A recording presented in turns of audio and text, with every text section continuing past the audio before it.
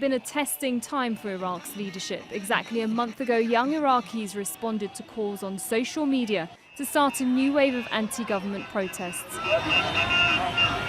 And they've been doing so ever since in the capital Baghdad and elsewhere in Iraq. Years of war and political turmoil have left Iraqis feeling desperate. They are demanding change. Fed up with the unemployment, a collapsing healthcare system and corruption, they want an end to a bureaucratic political system that's been in place since the US-led invasion that toppled Saddam Hussein. Till when will we stay like this? We are a nation that loves life. Our country is rich. You steal from us. We will remain steadfast, men and women together. Protests in Iraq have been reoccurring over the last few years, but this time many have criticised the government's response as heavy-handed. Security forces have used tear gas and live ammunition against the demonstrators.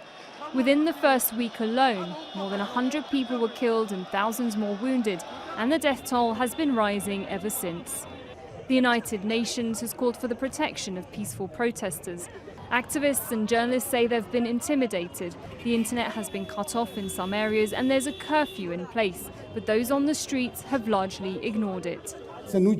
Earlier this week, Adel Abdel Mahdi, who became Iraq's prime minister a little over a year ago, pledged to reshuffle his cabinet and bring in reforms, a promise that hasn't stopped the protesters from demanding his resignation. Muqtada al-Sadr, who leads parliament's largest bloc, and his political rival in parliament, Hadi al-Amri, have also called on him to resign. On Thursday, Iraq's president, Barham Saleh, said Mahdi is ready to step down if a replacement is agreed upon. I want to include civil groups in order to have the aspired reforms within the legal framework and in a manner that preserves public interest, peace and security.